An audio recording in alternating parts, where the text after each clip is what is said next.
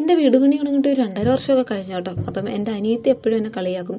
അപ്പോൾ പാലുകാച്ചി എപ്പോഴാന്നൊക്കെ ചോദിക്കുന്നവരോടത്ത് ഞാൻ പറയും അടുത്തടുത്ത് ഉണ്ടെന്നാണ് പറയുന്നത്. അപ്പം നീണ്ട് ഇങ്ങനെ പോകുമ്പോൾ അനിയത്തി പറയും പിന്നെ എൻ്റെ പാലുകാച്ചിന് കുറിച്ചൊരു കഥ തന്നെ എഴുതാമെന്ന് പറയും കേട്ടോ. എൻ്റെ പേര് മഞ്ജു എന്നാണ് വീട്ടിൽ വിളിക്കുന്നത്. അപ്പം പറയും മഞ്ജുവിൻ്റെ പാല് കാച്ചെന്ന് പറഞ്ഞ ഒരു കഥയൊക്കെ എഴുതാമെന്ന് പറഞ്ഞ് അനിയത്തി എന്നെ കളിയാക്കും. പിന്നെ നമ്മളെ പോലത്തുള്ള സാധാരണക്കാർ വീട് വെക്കുമ്പോൾ കുറച്ച് നമ്മുടേതായ ഒരു സങ്കല്പത്തിലൊക്കെ വീട് വെച്ച് തീർക്കണമെങ്കിൽ കുറച്ച് താമസമൊക്കെ എടുക്കും കേട്ടോ. ഇത് കണക്ക് 1-2 വർഷമൊക്കെ എടുക്കും.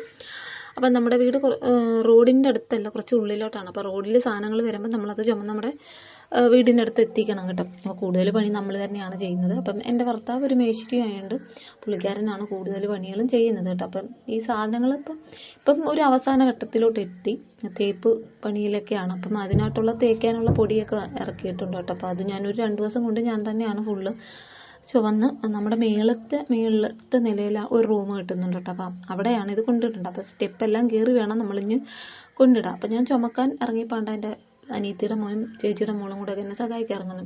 സത്യത്തിൽ ഞാൻ അവരെ വിളിക്കത്തില്ല കേട്ടോ. എൻ്റെ കൂടെ വാങ്ങാൻ ഇന്നത് ചെയ്യുന്നവർക്ക് ഞാൻ പറയത്തില്ല. അവർ അറിഞ്ഞാണ് ചെയ്യുന്നത്. കൂടുതൽ നമുക്കൊരു സന്തോഷം നമ്മൾ പറഞ്ഞ് ചെയ്യിക്കുന്നതിനെക്കാട്ടി നല്ലത് അവരറിഞ്ഞ് ചെയ്യുമ്പോഴാണ് കേട്ടോ. അപ്പം ഈ അണ്ണാറക്കണ്ണനും തന്നാലായെന്ന് പറയുന്നത് എൻ്റെ കൂടെ ഒപ്പത്തിന് ഒരു ക്ഷീണമില്ല. ഈ സ്റ്റെപ്പ് മുഴുവൻ കയറി ആ റോഡിൽ നിന്ന് ചുമന്ന ഈ സ്റ്റെപ്പ് മുഴുവനും കയറി എൻ്റെ കൂടെ കട്ടയ്ക്ക് നിൽക്കുകയാണ് കേട്ടോ. അവരെ കൊണ്ട് ഒക്കുന്ന ചെറിയ പാത്രങ്ങളിലൊക്കെ എന്താണ്ട പുള്ളിക്കാരൻ വീട് പണി തൊട്ടെങ്കിപ്പം തൊട്ട് ഒരു 2 വർഷമായി. അവൻ അപ്പോഴത്തേക്ക് ഇച്ചിരി കൂടെ ചെറുതായിരുന്നല്ലോ.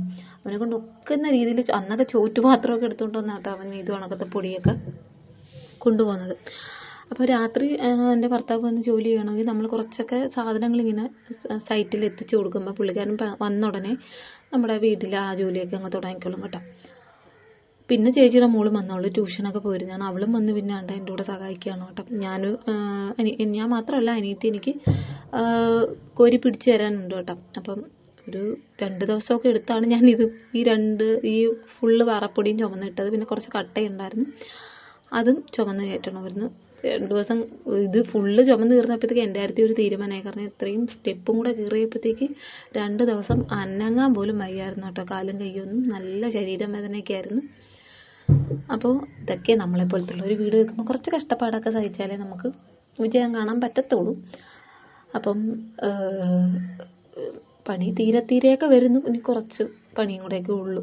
പെട്ടെന്ന് പാല് കാച്ചാൻ പറ്റുമെന്നൊരു വിചാരിക്കുന്നു.